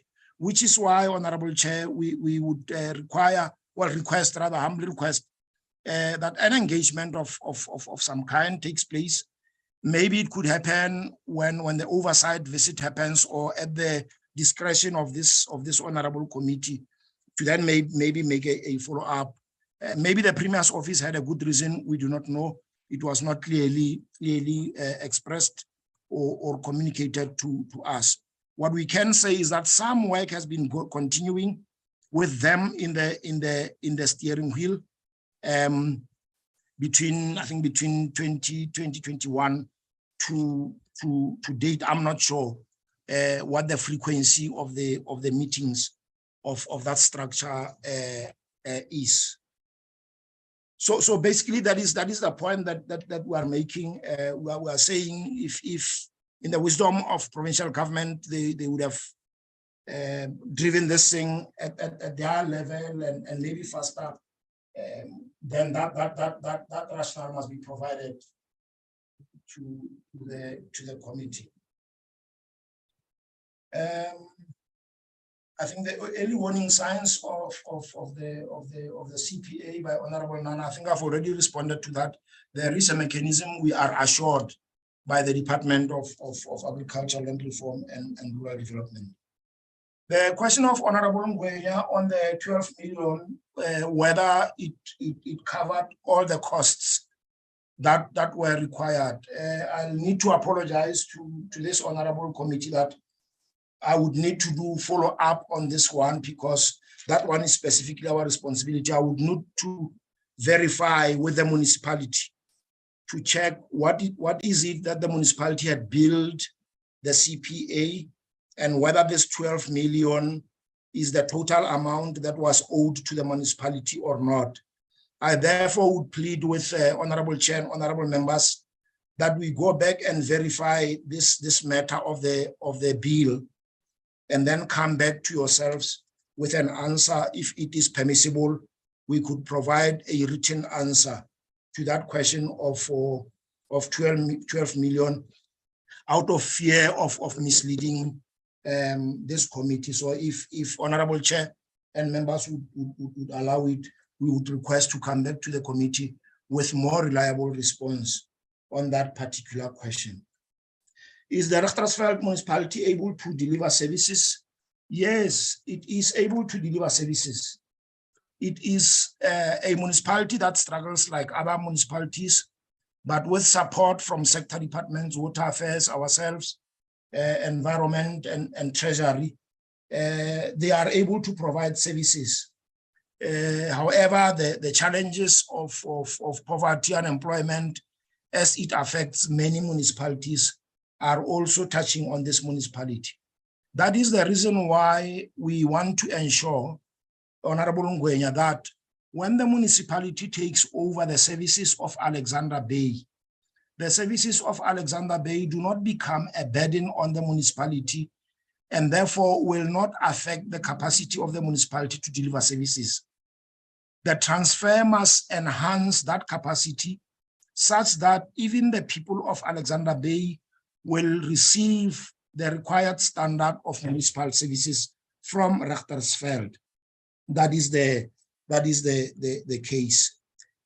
The question also of Honorable Ngwenya on the police station, I know that discussions had been going on, particularly with Public Works, because Public Works manages the buildings that are utilized by the various departments.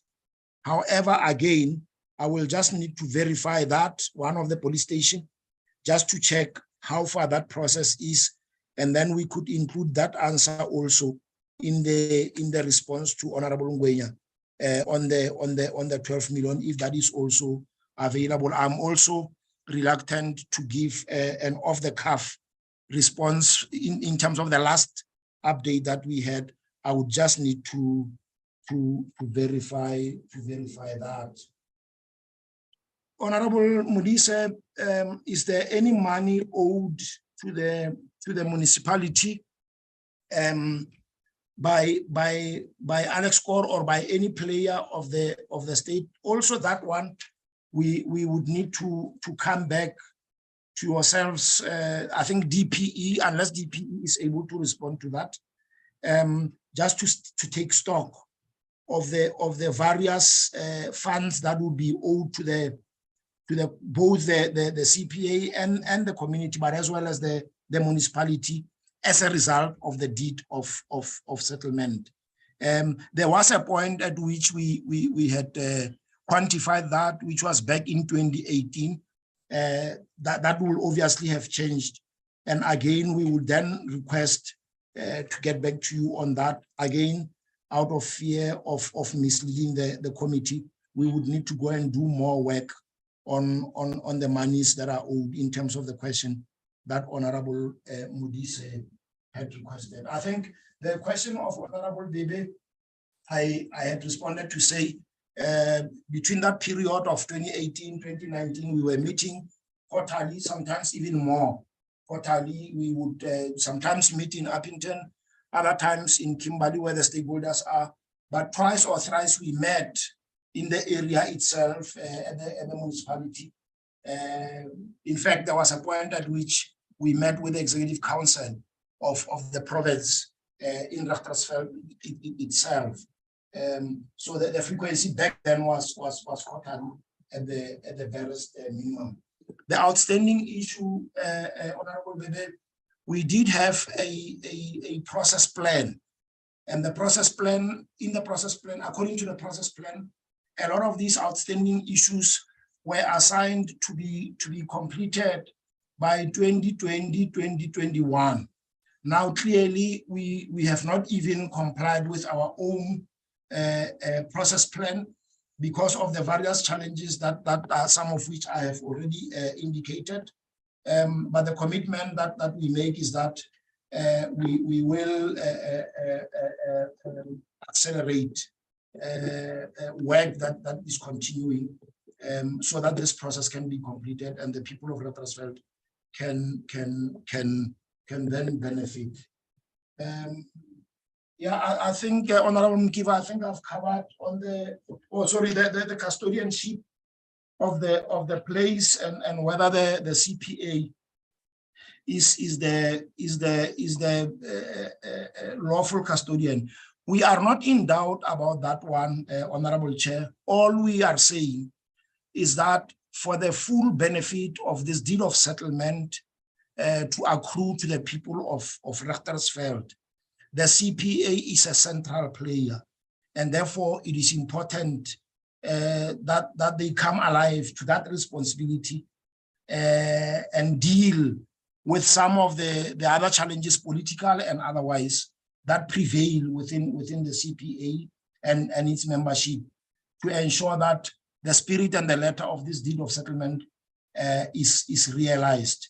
The deed of settlement assigns the custodianship of the place to the CPA to the extent that it does, and therefore we are not in questioning that. All we were questioning, or rather all we are expressing, is a concern that when the custodian of the restored land is in disarray, is dysfunctional, then it is unlikely that the benefits will accrue to the community that is supposed to accrue to. The economic benefits also, there's a structure of companies and corporations that are created through the deeds of settlement, which have got various degrees of benefit to the communities and the entities.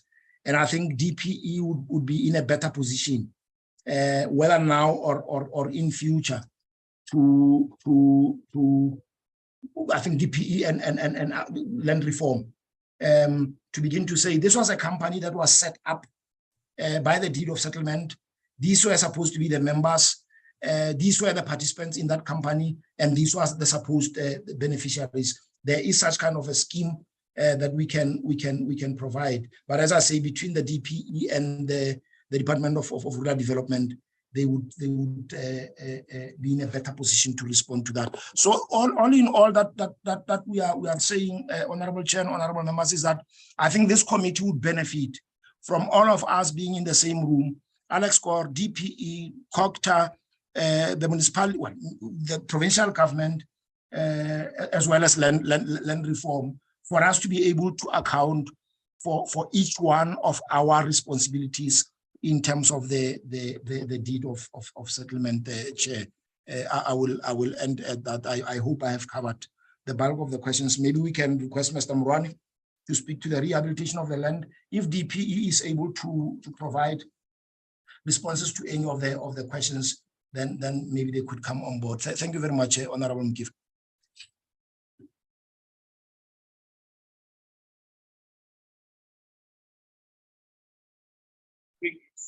No, thank you very much, sir. I don't see anyone wanting to support you on the answering of the question. I assume then that's the completion of the responses.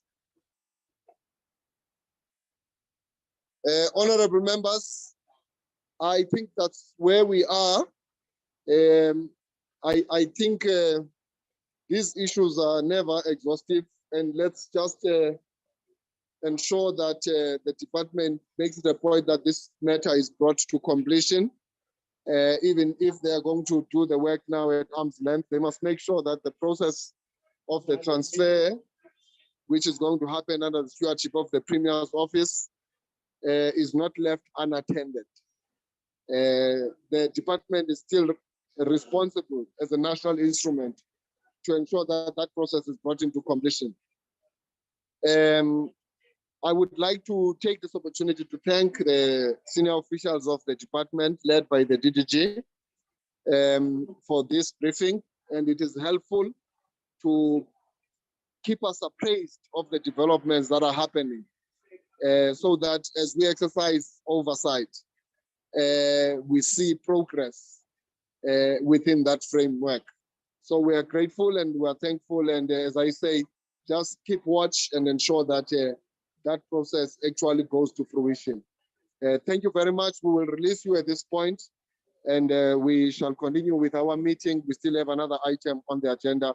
We'll give you just 1 minute so that you can then log off, so that you leave us and deal with our matters which are in a closed session, so to say.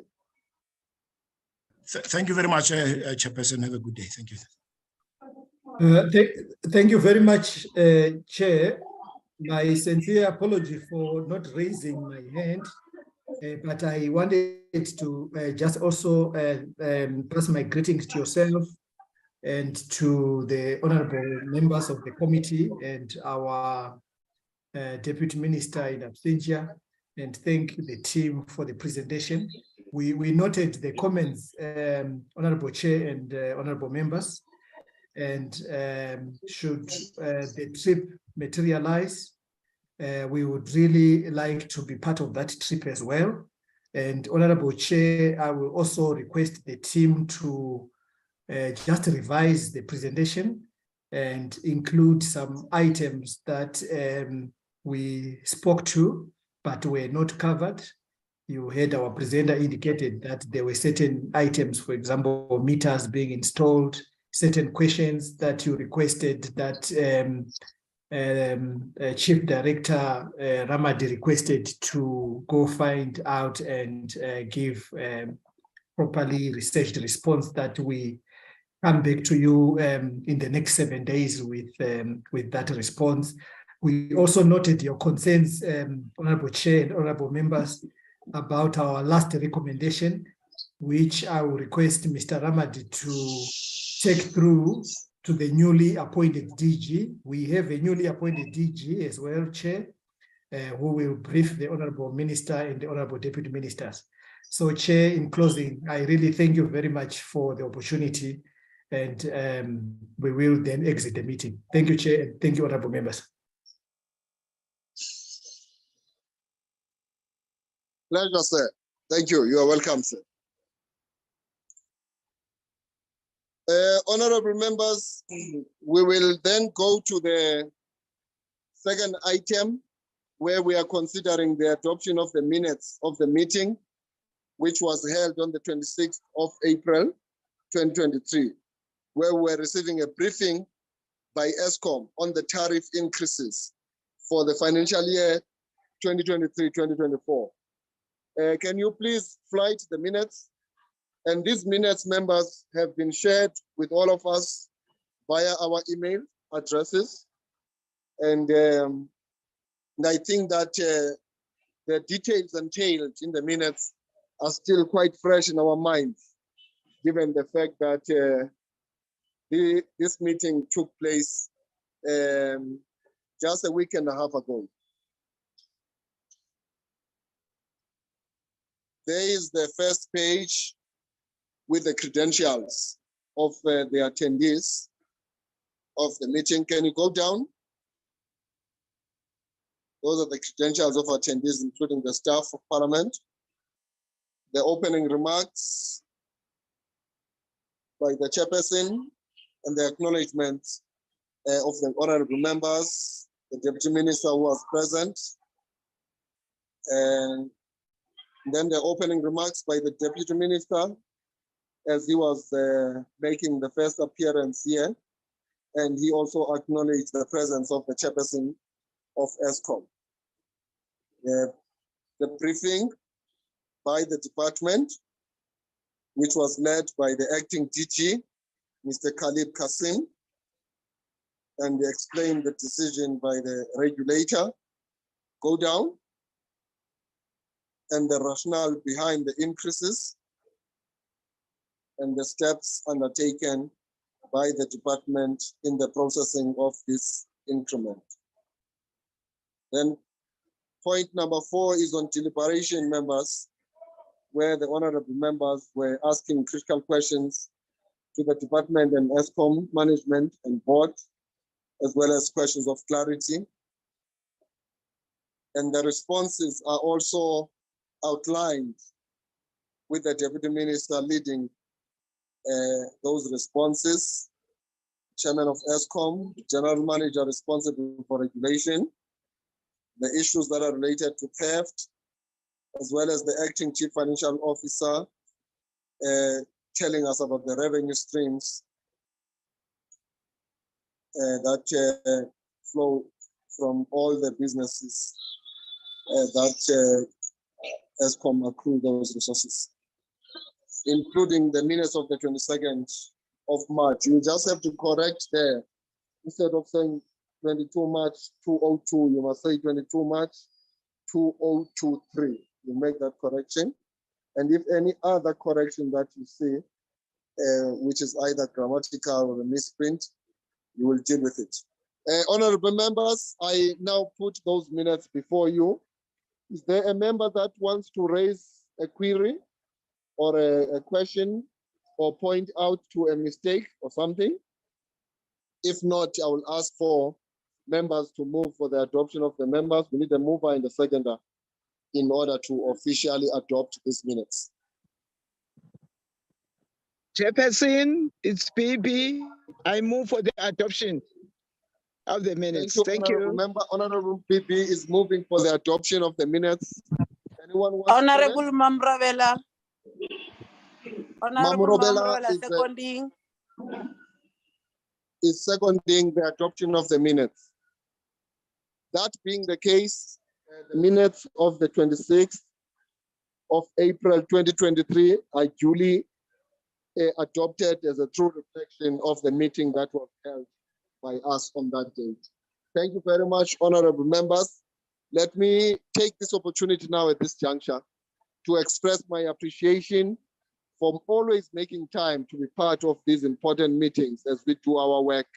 And most importantly, I wish to express my deep felt gratitude for your deliberations and for asking difficult questions in order to ensure that every work that is done by the executive is enriched and is taken through quality assurance to ensure that our communities at the end of the day, they get what they deserve. And it is our duty to ensure that we do that critical work and strategic work. Thank you very much, members. I will now declare this meeting duly adjourned and allow you to go back to your desks and continue with your work in your offices. Thank you very much, honorable members. Have a lovely afternoon. Thank you so much, Chairperson. Thank you. Thank you, Mama. Thank you, Chairperson. Thank you, Mama. So mama. Ye mama sekuyabanda kwaZulu. Angifisi lutho ngilike influence nami namanje. Ngiyabona ukuthi ugqoke ithula ndivile lapha ekhanda. Injalo uyayazi ke wena. Uyazi kahle ke ishow. Siyabonga mama. Sure mama. Thank you. Yes. Huh?